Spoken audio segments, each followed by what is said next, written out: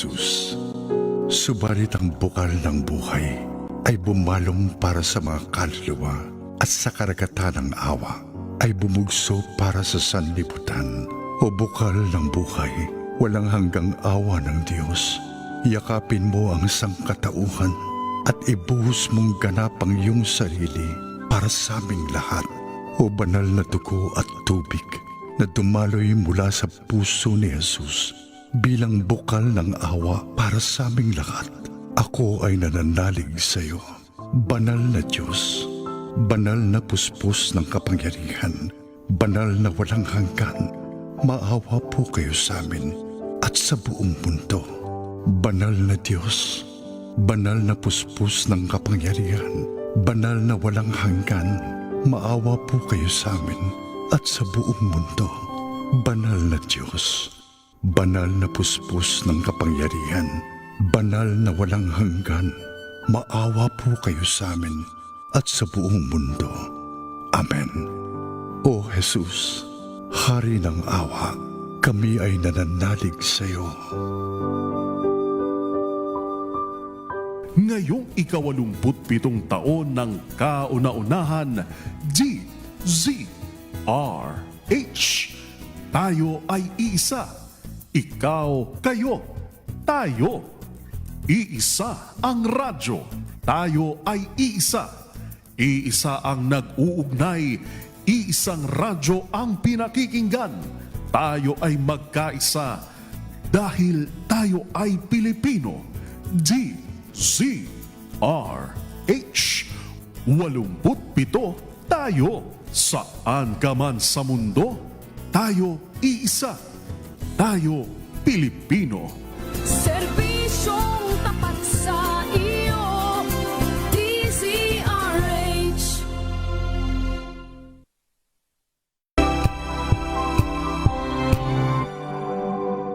Wow, ang saya. Isang barangay na labada, puro mancha pa. Goodbye, pahinga. Mommy, isang laba lang yan sa Pride Bar Blue.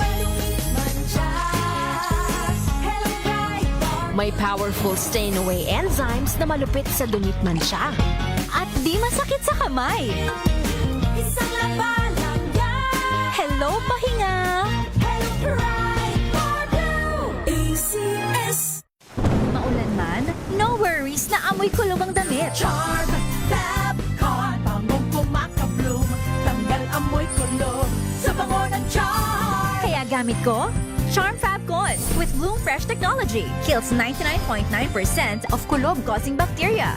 May aroma burst pa of thousands of flowers and berries. Ang sampay sa loob, no amoy kulob. Bangong kumakabloom sa charm. Charm Fab Con. ACS. Tinesting, sinuri, siniyasan. Ang resulta? Super effective ang Shield sa pagpatay ng bakterya at virus. Shield Antibacterial Soap. Believe ang mga eksperto sa Philippine Nurses Association. At si Mami, Tiwala ako sa Shield. Shield Antibacterial Soap. Napatunayang mabisa. Ang mga nurse, tiwala. ACS. Tanggaling-galing mo. Smart dishwashing paste ko. Pritong ulam na masebo. Plato ng kaldero. Tanggaling for everyday. Ganyan pag smart ang dishwashing paste. May double tanggaling formula. Tanggal ang sebo, tanggal ang bakterya. Bahid para walang bahid. Linis fantastic sa metal at plastic. Number 1 ko to. Tanggaling-galing mo. Smart dishwashing paste. ACS. May nagbago. May arte. May budget. Akala nyo lang yon. So solid. White rose papaya. Wow, white rose. White rose papaya. Wow, white rose. White rose papaya. May glow up with a white rose papaya. White Rose Papaya. May puti power times 2 kasi may papaya at niacinamide. May shea butter and tea tree oil pa. Kutis sulit ang glow May up. glow up with a white rose papaya. White Rose Papaya. Kutis sulit ang glow up. ACS. Galalala Falcon. Galalala Falcon. Ang bango ng sampayan. Tara na magsayawan. Calefabcon, amoy nakaka-joyful.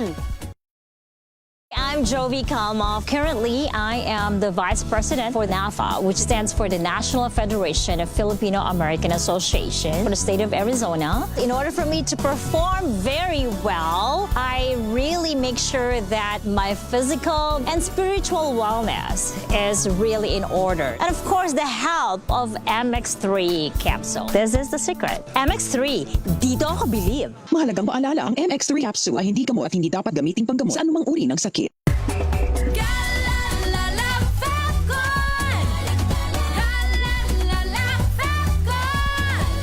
Ang bango ng sampayan, tara na magsayawan. Calafabcon, amoy nakaka-joyful.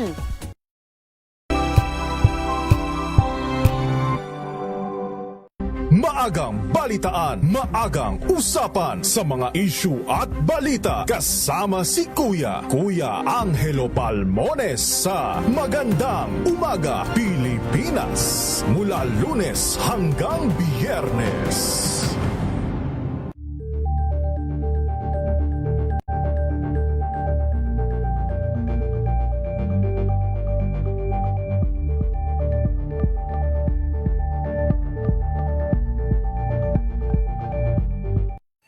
Mga balitang gigising sa inyong umaga. Mga balitang kailangan mong malaman. Mapapakinggan sa ACS Balita sa 2x2. Kasama sina Anthony Taberna at Jerry Baha. Lunes hanggang Biyernes.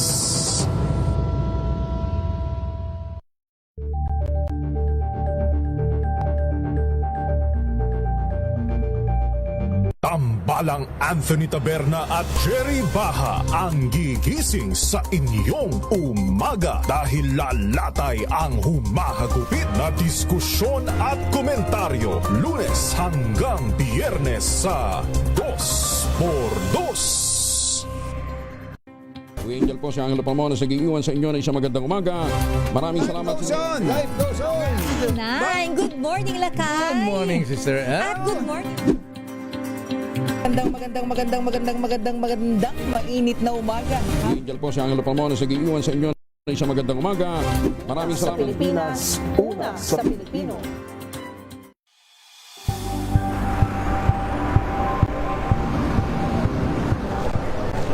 Pa rin ang ating mga eksperto. Dito lang sa Expert Opinion. Ito ang The Better News. TNVS. Trending and kwento, iba't ibang anggulo. Dito sa Point. Bawat pananagutan ating tatalakayin dito sa Hoy. Bawal yan. Dito lang sa matchable entertainment and lifestyle. Ito ang MBC TV Network News. Una sa Pilipinas, una sa Pilipino.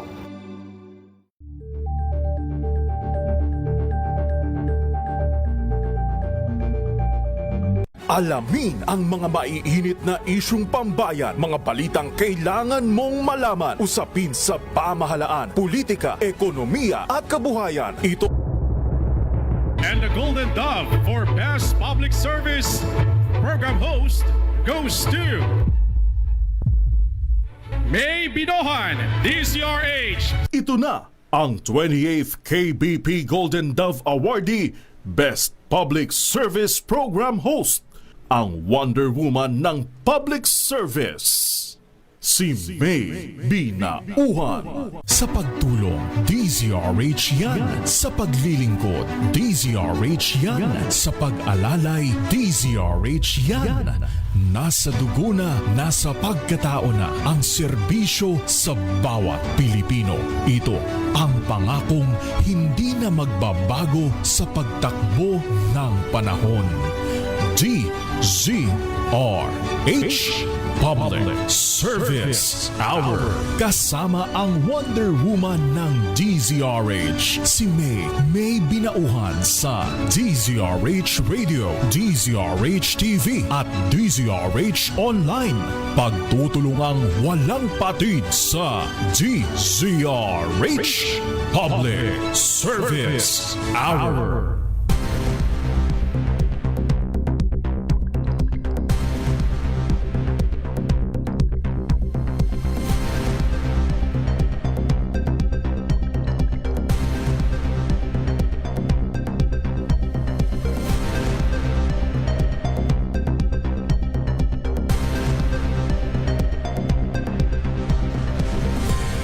Magandang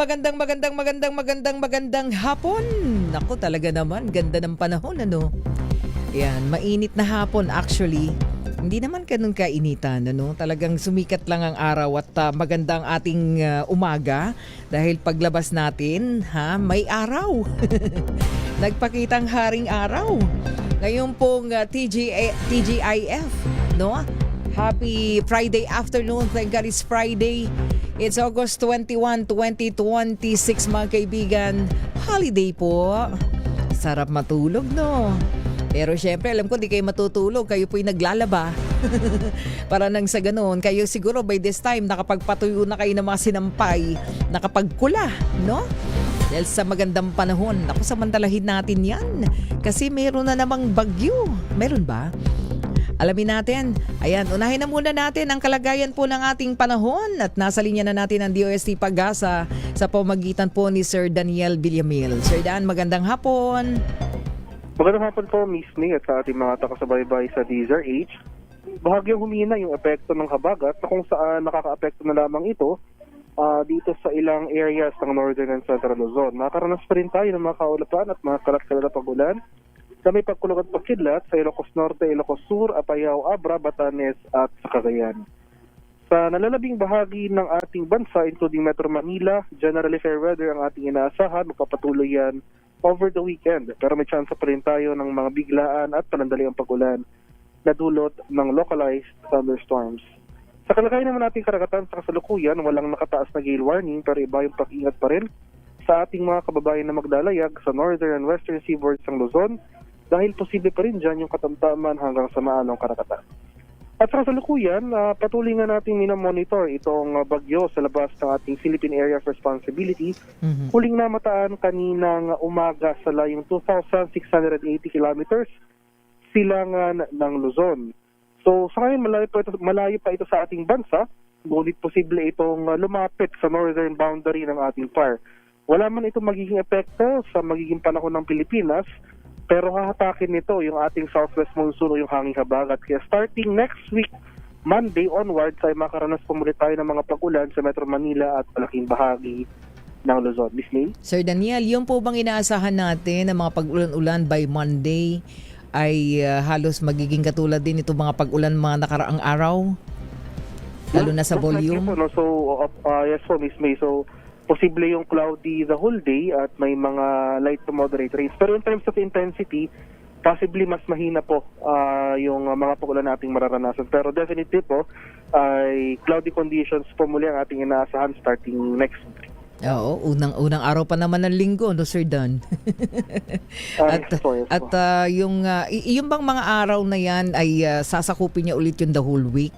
Or meron din kayo nakikitang medyo gaganda ulit yung panahon?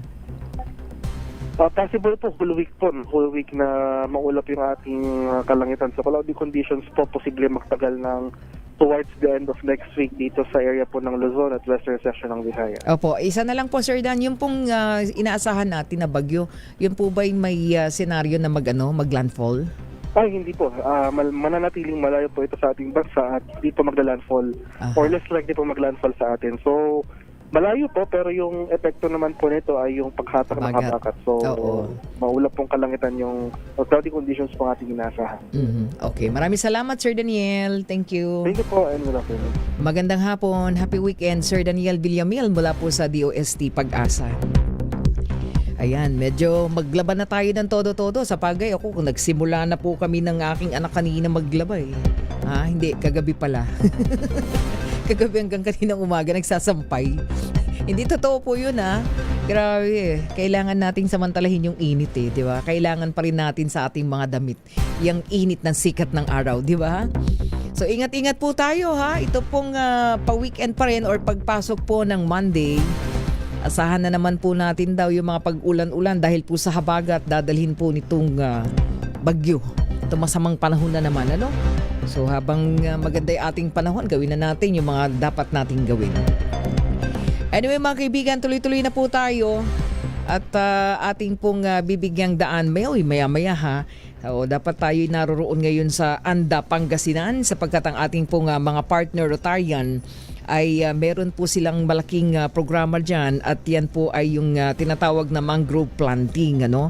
At of course kaagapay po tayo dyan ang DZRH Operation Tulong. Ayan, kaya lang dun sa kalagayan ng panahon, ayan, nandyan na yung mga Rotarian, no? Lalong-lalo na po ang Rotary Club of San Mateo Highlands na lagi po nating kasama sa ating pong mga programa din, ano? Isa sa mga active partners po ng DZRH Operation Tulong. So standby lang po. Anyway, at tayo itututok din po doon po sa mga ganap sa ating kapaligiran. Siyempre lalong-lalo na po din na sana matuto na tayo dun po sa mga karahasan na nangyayari. But anyway, masakit yan, alam natin, lalong-lalo na po sa pamilya ng mga bata na na-involve po dyan po sa shooting incident sa dyan sa Ateneo de Zamboanga University. Kaya meron pong iba't ibang mga eskwelahan ngayon na actually, meron pong nagsagawa ng nationwide simultaneous school safety drill for active attack incidents. At yan po ay gagawin daw ng Department of Education, no? So isasagawa pa lamang po yan by August 25, no? Sabi po ng DepEd, yung bawat regional office ay inatasan na mag-identify po ng eskwelahan na pagdarausan ng nasabing active attack incidents drill, no? At habang lahat po ng eskwelahan naman kailangang magsagawa ng sariling drill, no? Kahit iba-iba po yung kanyang dates, yung petsa, no? Dahil ang sinasabi po ng DepEd dito, lagi nilang binibigyang diin, kailangang ma-prioritize yung pong security and psychological well-being, no?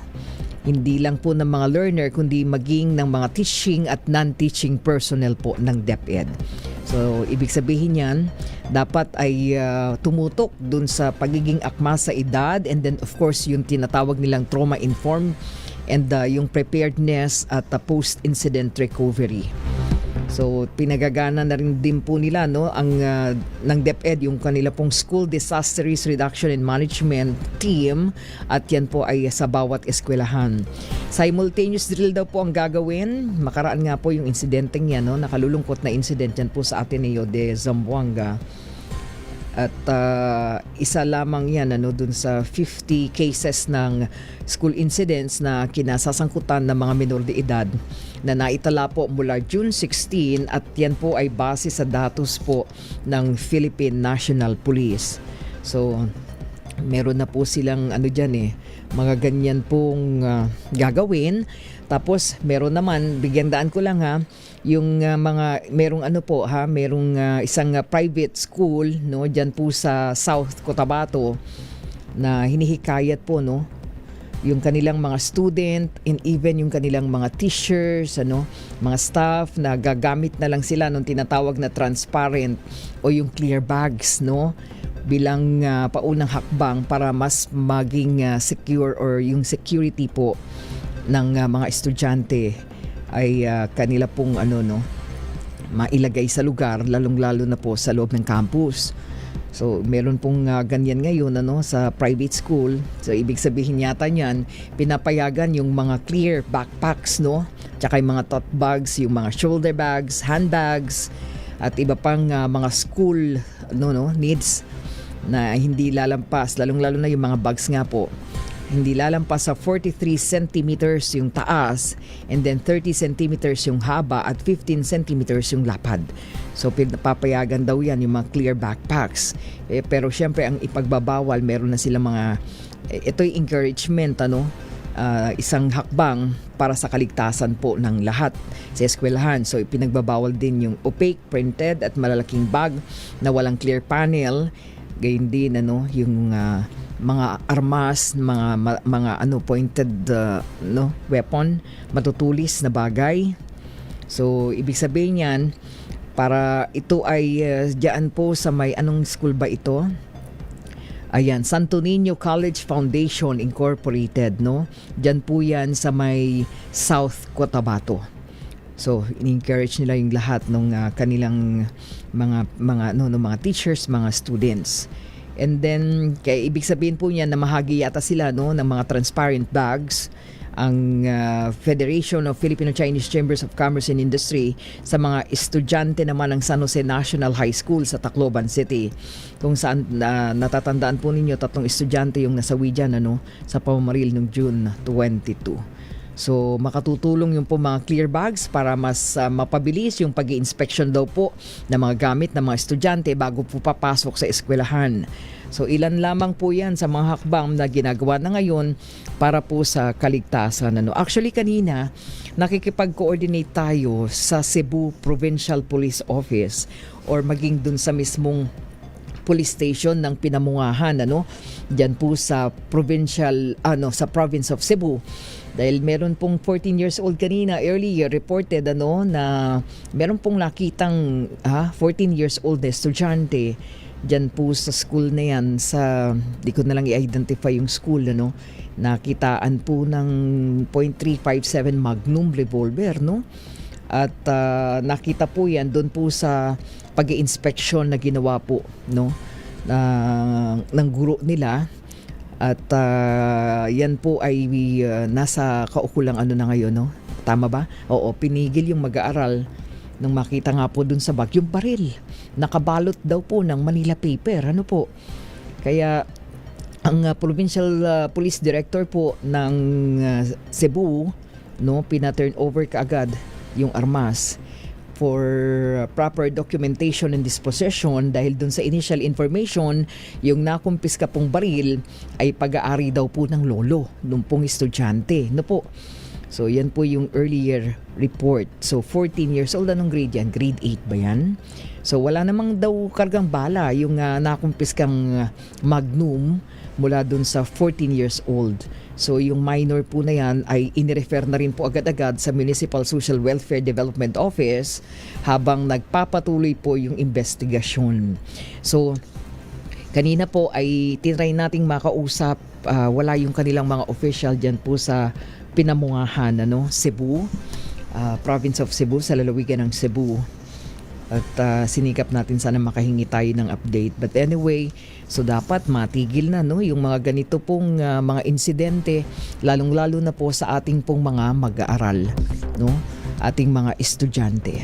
So feeling ko maging ang iba't ibang mga non-government organizations ay nagsasama-sama na rin para nang sa ganun sagawa ng mga kaukulang programa para po sa ating mga kabataan. Kahapon mga kabataan yung ating mga guests mula po sa Hanay.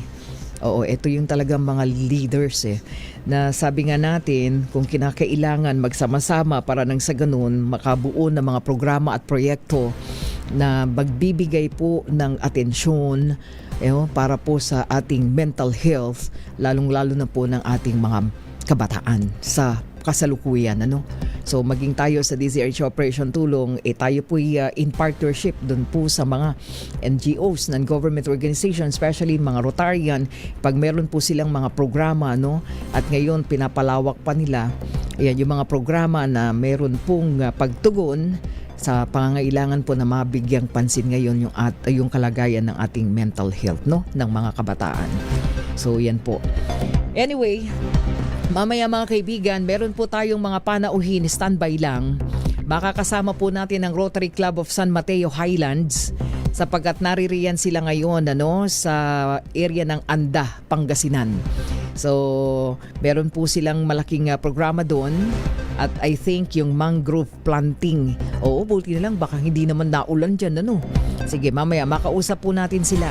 Sandali lamang, standby lamang po, oras natin 25 minuto makalipas ang 3:00 ng hapon. Ang oras na yan. Wow, ang saya. Isang barangay na labada, puro mancha pa. Goodbye, pahinga. Mommy, isang laba lang yan sa Pride Bar Blue. May powerful stain-away enzymes na malupit sa dungit mancha. At di masakit sa kamay. Isang laba lang yan. Hello, pahinga. Hello, Pride Bar Blue. Hello, Washi! Laundry day na naman! Yay! Anong meron? Mancha ng chocolate, putik, may libag pa! Kaya natin yan! With Pride Washing Machine Detergent, may triple stain-away formula. Tanggalang makapit, madikit, at malupit na dumit mancha. Kaya easy-easy ang labada. Mula noon hanggang ngayon! All you need is pride. All you need is pride. ACS. Sa lahat ng bagay, simula pa lang, siguraduhing max protection na. Kasi pag kulang ang proteksyon, baka madaling masira. Sa ngipin, dapat may max protection din. Max sa alaga ng Unique Toothpaste. With Max Protect Formula, helps stop cavities before they start, while keeping breath fresh. Try Unique Maximum Fluoride Protection. Para max alaga, max protektado. ACS. Sa puso ng kalikasan, natatangi ang prutas ng mangosteen. Ito ay nagtataglay ng antioxidant compounds na alpha, beta at gamma mangosteen. Ang MX3 capsule ay isang food supplement na gawa sa natural na mangosteen. Ito ay tested and proven to help avoid knee joint pain discomfort para iwas-iwas sa sakit with long-term supplementation 2 capsules daily. MX3 capsule, tunay, natural at original. Mahalagang paalala, ang MX3 capsule ay hindi gamot at hindi dapat gamiting panggamot sa anumang uri ng sakit.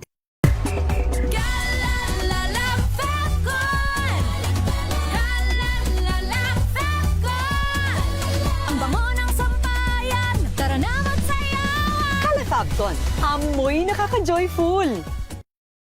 I'm Danvic Briones. I'm a visual artist and a cook, and this is my MX3 story. How does MX3 help you when it comes to your health? Canada made me slow down. What that does, lalo na with MX3, it enhances that because it's organic. So it helps you sustain that healthy lifestyle na hopefully will still be standing and being active in the next 30, 40, 50 years. MX3, dito ako believe. Mahalagang paalala, ang MX3 capsule ay hindi gamot at hindi dapat gamiting panggamot sa anumang uri ng sakit.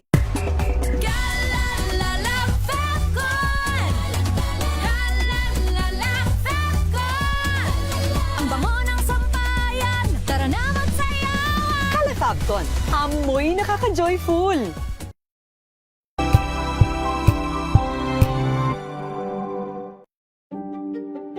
Buklatin ang mga pahina. Pakinggan ang boses ng lipunan. Tunghayan ang mga issue mula sa ibang katayuan. Nakakalungkot kasi deserve ba namin ng ganito? Na hindi nila alam kung ano talaga yung kanilang mga karapatan. Yung gobyerno, tinulungan nila yung kanilang magsasaka. Pinapatahimik tayong lahat using various laws. Through education, kayang-kaya nating baguhin yung ganitong klaseng pag-iisip. Isang kwento, iba't ibang anggulo. Dito, sa Point of View.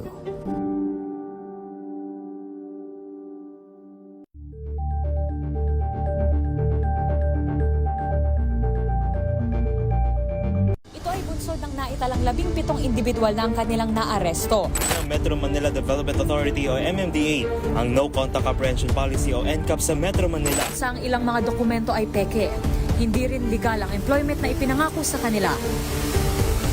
Sa mata ng batas, mananagot ang sangkot at may sala.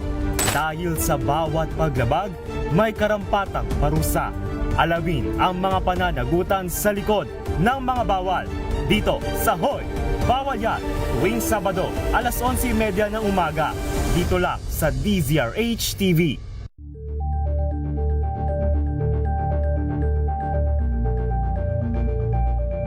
Tumunog na ang gandingan para sa kalikasan.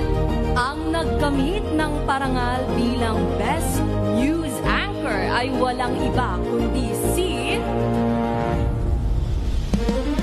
Angelo Palmones ng Magandang Umaga Pilipinas, DZRH Radio 666 kHz.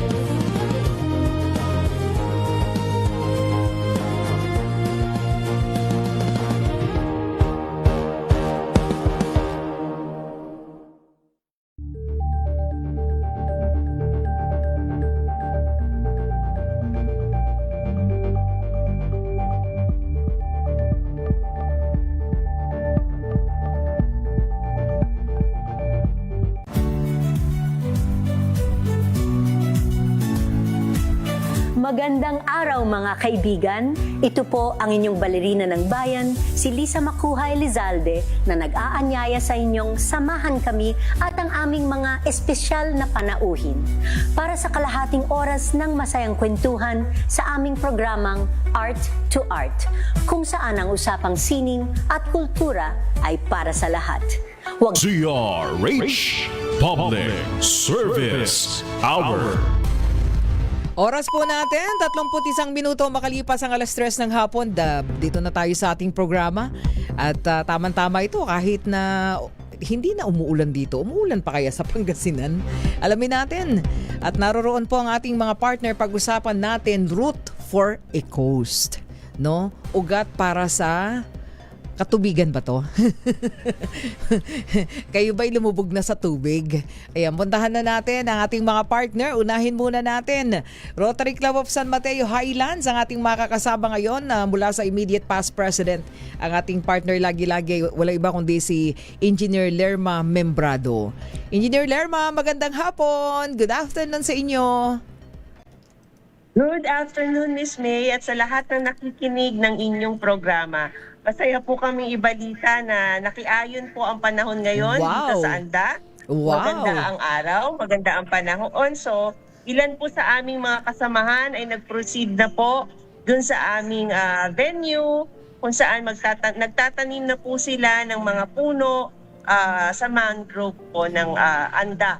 Wow, galing-galing naman. Naku, sayang, na-miss namin yan. Sabi ko, siguro hindi na umuulan din doon. But anyway, di bali po, kasama nyo pa rin naman kami. So pakilala na rin natin ang inyong high impact president. Ang president ngayon, ang sumunod sa iyo, wala iba kundi si Mama Maria M. Flor Joy Amurao. Magandang hapon po, good afternoon. Ma'am Joy. Magandang hapon po, Ma'am May. Salamat po ulit sa pag-imbita sa inyong programa. And ang lakas po ng prayers natin. Napakaganda po ng panahon ngayon dito sa Anda, Pangasinan. Hopefully po makasama namin kayo next time. Oo nga, huwag kayong mag-alala. Pinagdasal din po namin yan na kayo po'y wag ulanin. Kaya natutuwa kami. Salamat. Sabi ko, wow, very. Opo. And then of course, ang kanilang service project chair, kasama din natin. Of course, wala iba kundi si Ma'am Elisa Binduan. Ma'am Elisa, magandang hapon. Good afternoon. Good afternoon po. Ayan. Ayun no. Busy sila. Ayan, magandang hapon. And then of course, kasama po natin, I think ang inyo pong barangay, kung saan po kayo nagdapit na nag-ano ngayon, Route for a Coast, ay mula po sa Barangay Dulawan. Tama po ba? Diyan sa Anda? Opo, ma'am. Ayun, si Barangay Chairman Baltasar Pajarillo. Chairman, Kap, magandang hapon. Magandang hapon din po, ma'am. Ayun, panigurado kayo ang napili po na barangay. Pero puntahan muna natin po ang proponent po nito. Siguro nahin natin, Engineer Lerma, tama ba? Route for a Coast. Tagalogin natin, bakit tinawag ninyo yung proyekto ninyo na Project Ugat? Kasi unang-una magtatanim tayo, maglalagay tayo ng mga ugat sa coastal line sa may Barangay Dulawan. So ito po yung magsisimulang strength, para palakasin po ang ating environment, para masuportahan po ang coastal lines ng ating karagatan. Oho, napakalaking programa niyan, grabe. At dulo, I think Anda is dulo na ng Pangasinan, Engineer? Tama ba? Yes po, kasunod ko ng Bolinao. Oo, galing na ako dyan But anyway, maganda po yung nakikita natin. Oo, bakit po Barangay Anda? At sabi ko nga, dulo ng Pangasinan, paano nyo po napili yung lugar para sa mangrove planting ng Rotary Club of San Mateo Highlands? Sino ba siguro ang pwede siguro sumagot dyan yung aming high impact president. Apo. Okay po. Si Ma'am Joy. Thank you po, Ms. May. Maswerte rin po kami dahil one of our members po sa Rotary Club of San Mateo Highlands na si Ma'am Elisa, siya rin po ay isa sa aming mga service project directors, ay taga-Anda po talaga siya. So, madali po niyang nailapit sa amin yung mga pangangailangan po nila dito sa barangay. Kaya isa po ito sa napili din namin na gawing priority. And for this year po, yung team po ng Rotary year is create lasting impact. So, mag-expect po kayo ng mga projects po talaga namin ay mag-create po ng big impact to the community. That's why isa po sa mga napili namin is really mangrove planting po. For the Oo, day. mukhang So, kailangan. around 300 seedlings po yung tatanim po namin ngayong Oo, 300 seedlings. Nakikita ko nga po sino na yung mga lumusong na yun. Nandun na po sila, nauna na po, susunod po kami. Oo nga, sige, mamadaliin ko na. Alam ko, iniintay kayo. Okay, puntahan po natin ang inyong recipient ng programa na to, ang inyong beneficiary, ang Barangay Anda. So, kausapin natin si Chairman. Ayan, Chairman Baltasar Pajarillo. Ayan, Chairman, ito pong lugar ninyo ay tama po ba? Ito ang mangroves po ba dito ay mapapangalagaan para maging yumabong pa siya, mag-grow dito po sa inyong lugar? Opo ma'am, para yung mangroves padamihin natin para prevention po siya sa typhoon sa coastal area. At saka pinupugaran po ito ng mga isda, shells, ganyan. At saka nakakatulong din ito sa ating kalikasan, ma'am, sa environment. Oo, napunta na po ako diyan sa Anda sa inyo. Ang ganda ng lugar ninyo eh. Kayo po ay nasa coastal areas talaga. Pagka po ba naulan, yan po yung mga unang naapektuhan ng tumataas ba yung baha agad dyan? Or hindi because meron na rin kayong area na may mangroves? Hindi po kami na i-apektuhan po dito, ma'am, ng ulan kasi we are surrounded water, yung Anda po. Opo. So, maliban na lang sa mababaw na tabing dagat talaga, ma'am, pag high tide, talagang mayroon ding affected area lang siya sa aming barangay, ma'am. Opo. So, ibig sabihin yung pong inyong coastal areas, gano'n ba kalawak yan? At dyan po sa inyong coastal areas, ilang barangay, gano'n karaming inyong populasyon? Sa aking populasyon po, ma'am, is mayroon pong 1,400 yung populasyon po, ma'am. Dami, opo. Sa barangay ito lang po yun, ma'am. Opo. At lahat po kayo coastal area, hindi naman?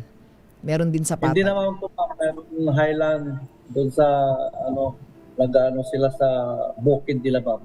Oo. Pero 70% yung mga barangay ko ay fisher folks yung pinagkakitaan nila. Opo. Source of income is pangingisda. Ano po? Kasi nga sabi nyo, Opo, ang barangay Dulawan po ba? Ilang barangay ba meron sa Anda? Ang barangay Dulawan?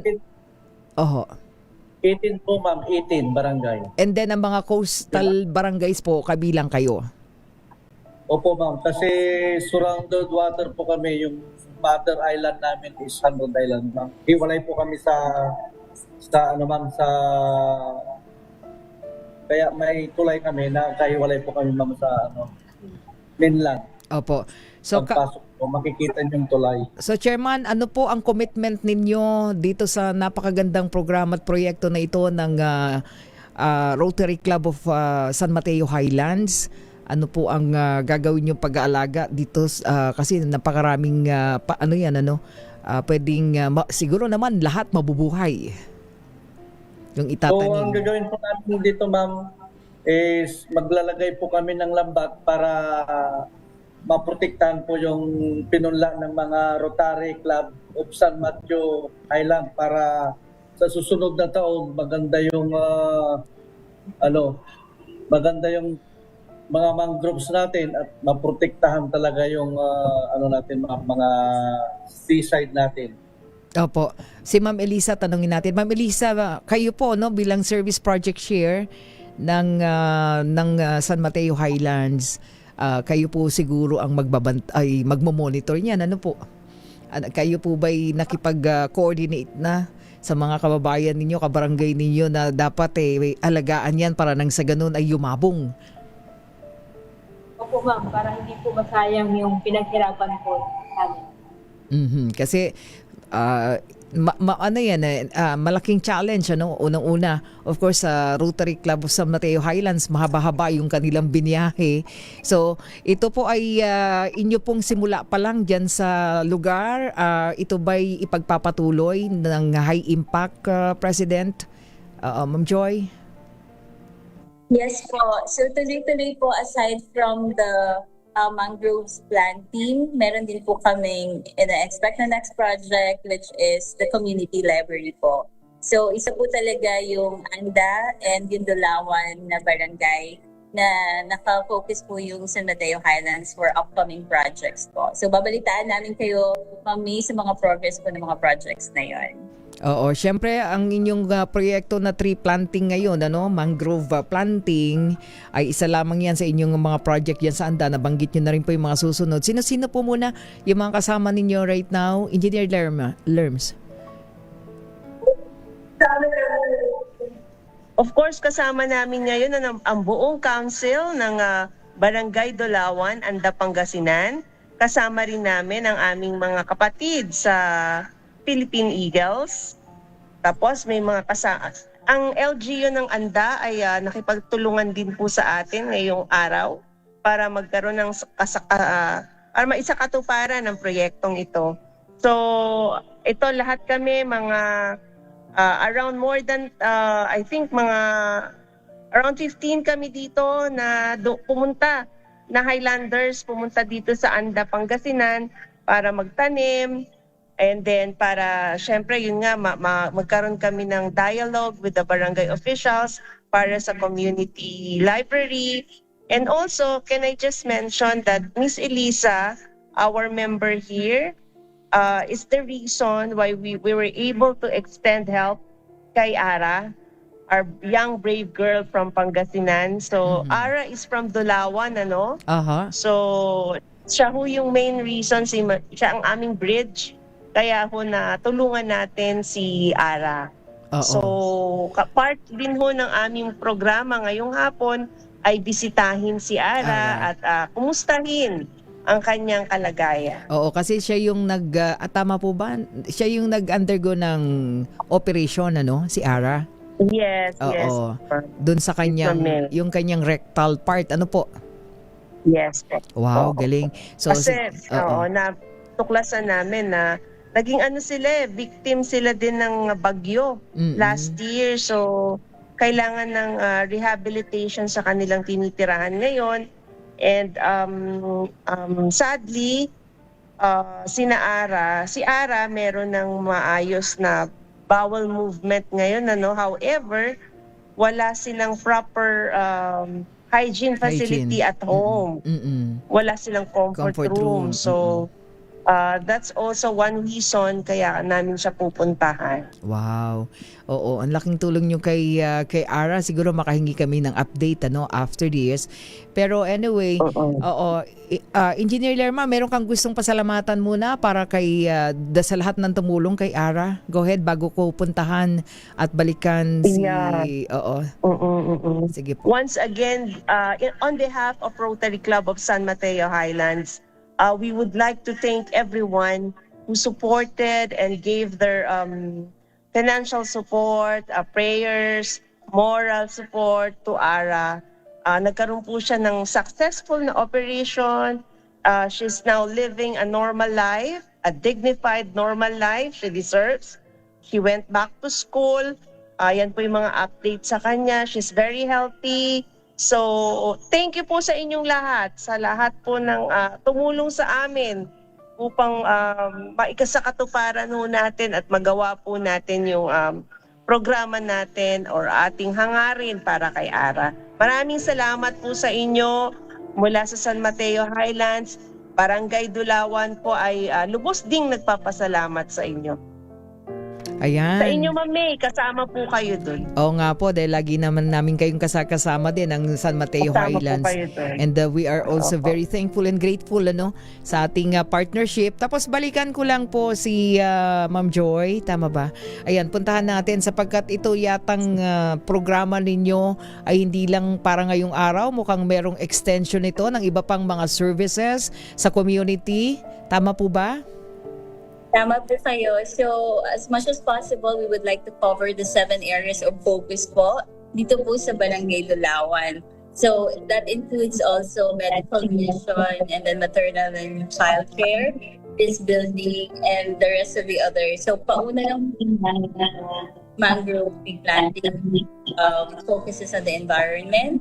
And then, tuloy-tuloy po ito. Invite po namin kayo, Ma'am May, sa inauguration ng other projects po namin para at least face-to-face yung po masaksihan yung progress po ng mga initiatives po namin ngayon for Barangay Dolawan dito po sa Anda, Pangasinan. Yes, And ma'am. maraming Opo. salamat po sa patuloy na partnership that you are extending to the Rotary Club of Mateo Highlands. Malaking bagay po yun para ma-share po namin sa iba yung progress po ng ginagawa ng club namin. Thank you po. Ayun, oo nga. Maraming salamat. Hayaan nyo, talaga sasama na kami. Si Engineer kagabi, kala namin makakasama kami. But anyway, ayan, pag paumanhin ninyo, no, at meron lang kaming mahalaga talagang focus. But anyway, balikan ko lang si Chairman Baltazar. Chairman, ano pong gusto niyo pong sabihin sa Rotary Club of San Mateo Highlands dito po sa programa na kayo po ang mag-beneficiary nung kanilang, I think this is first time ba, Project Ugat? First time ng San Mateo Highlands, Engineer and Ma'am Joy, tama? Okay, Kap? Yes po. So,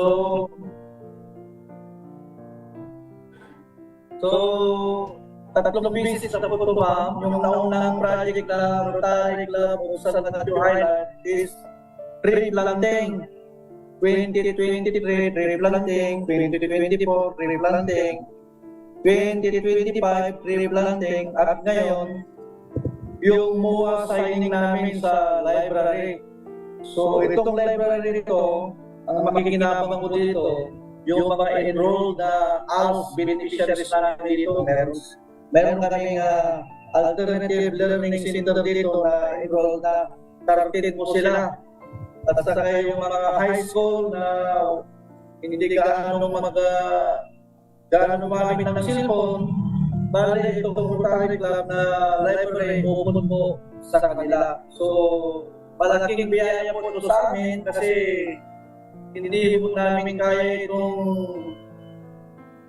budgetan kasi limit lang po ang budget namin. Kaya isang napakalaking biyaya po ito sa barangay. Ang dumating ito sa amin yung Rotary Club San Mateo Highlands.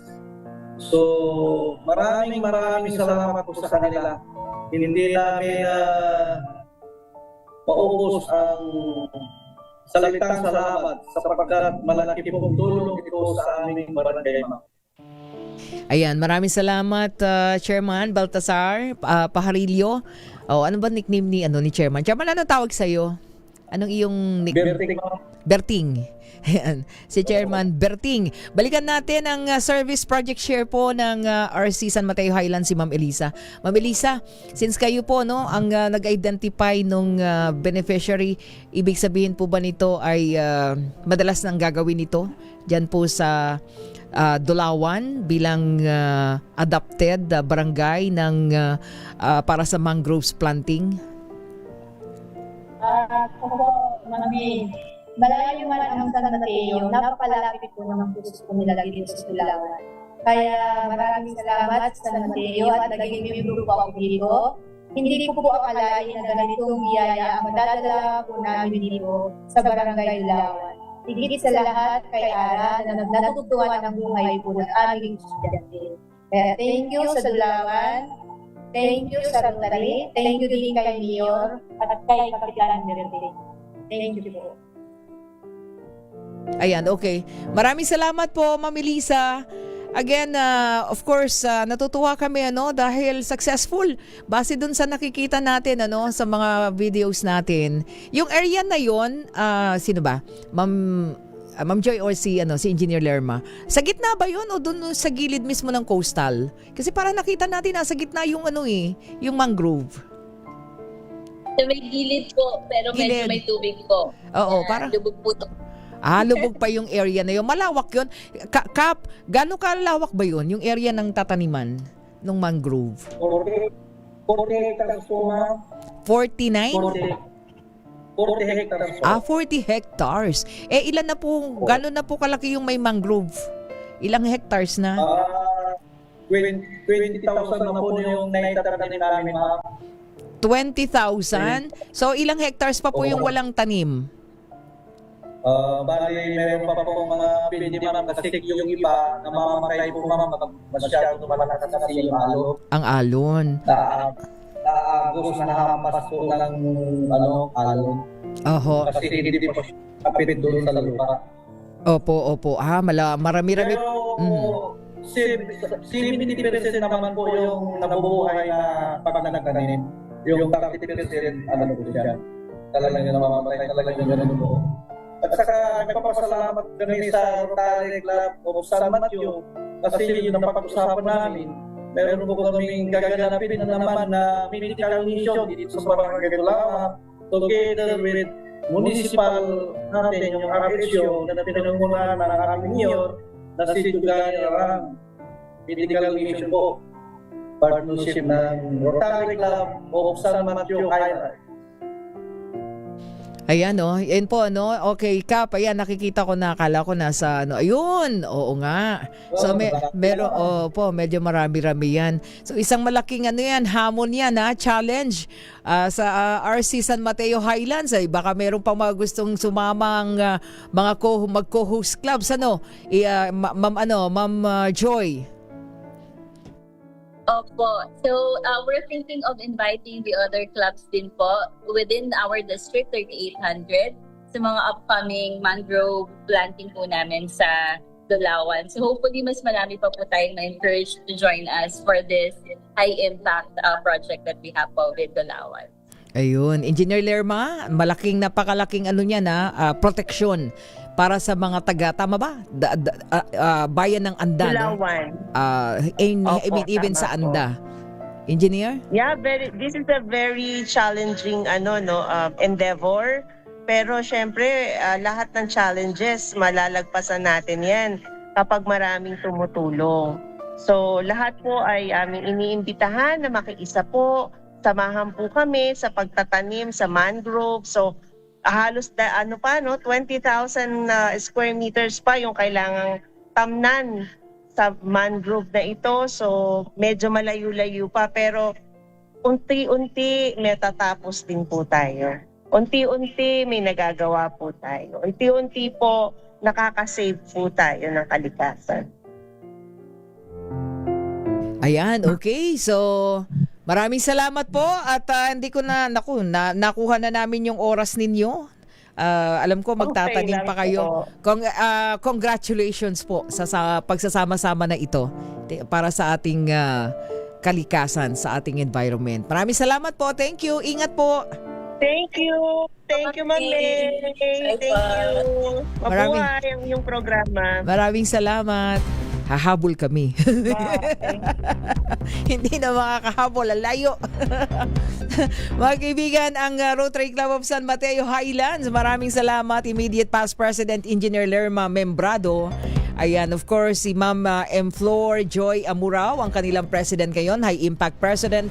At syempre ang kanilang Service Project Share na again ng RC San Mateo Highlands, Ma'am Elisa Binluan. At syempre maraming salamat, Chairman Baltazar Pajarillo. Ayan, si Chairman Berting, si Cap Berting ng Barangay Dulawan, Anda, Pangasinan. Oras po natin, meron na lang 5 minuto at 4:00 na ng hapon.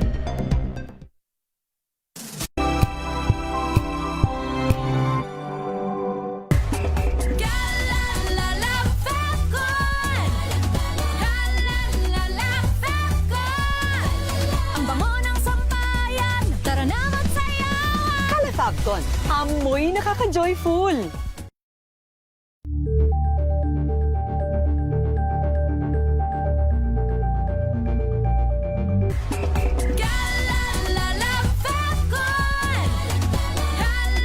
Ang bango ng sampayan, tara na magsayawan! Fabcon, amoy nakaka-joyful!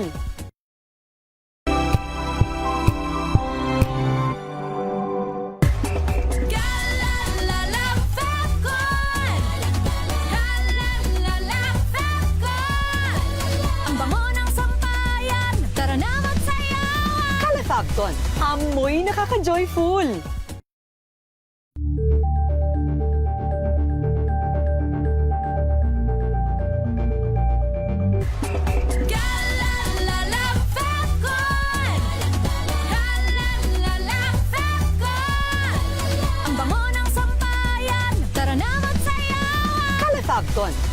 Amoy nakaka-joyful.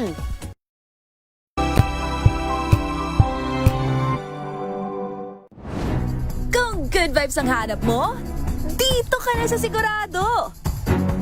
Mula sa mga istoryang nagbibigay ng inspirasyon hanggang sa mga kwentong may dalang solusyon. Mga balitang pampagaan ang pakiramdam at pampaganda ng araw. Hindi lang basta good news, kundi the better news. Mula Lunes hanggang Biyernes, 1:00 ng tanghali sa DZRH TV. Angel po si Angelo Palmona sa giiwan sa inyo na isang magandang umaga. Maraming salamat. Life goes on! Nine, good morning, Lakay! Good morning, Sister At good morning.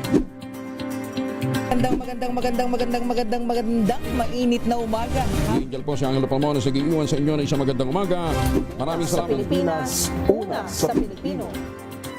Sa pagbabalik tanaw sa 87 taong legasiya ng DZRH, napagtagumpayan na ng kauna-unahang himpilan ng radyo sa Pilipinas ang iba't ibang pagsubok, kabilang na ang bangungot noong panahon ng ikalawang digmaang pandaigdig. Impormasyong naihatid ng himpilang KZRH ang siyang naging kaagapay ng mga Pilipino't nakasama hanggang sa nakamit ang kalayaan. At nang muling mapas sa kamay ng mga Pilipino ang kasarinlan, nagbukas din ang panibagong yugto para sa himpilan. Mula sa KZRH na kalaunay naging DZRH, ang mga balita at impormasyon ang nagsilbing gabay ng mga Pilipino. Naging hudyat ito ng panibagong simula at patuloy na paglago, kasabay ng pagsilang ng mga programang nag-iwan ng bakas sa kasaysayan at sa puso. Pilipinas, oras natin. Meron na lamang tayong 2 minuto at 4:00 na po ng hapon. Ayan, bigyang daan muna natin ang update sa sunog dyan po sa Barangay 107 sa Pasay City. Alamin nga natin. Nagpapatuloy pa ba? RH27, Noche Kakas. Noche? Miss Bay, kontrolado na itong sunog na sumiklab dito sa may Tenco Street, Barangay 107, dito sa lungsod ng Pasay. At patabi natin ngayon si Kapitan Barangay 107, Kapitan. Live po tayo sa DCRH, may binigyan. Meron daw, ano ko lang kung nakarating ko ba sa inyo, meron daw pong asphalt. Meron daw po, 4 nandito yung mga pamilya. Kung hindi ako nagkakamali, parang nandiyan pa yata. Nandiyan pa, hindi pa nalabas, ano? Wala pa rin isa. Kaya unti-unti. Pero ilan po ang casualty? Oh. 4 daw. Apat?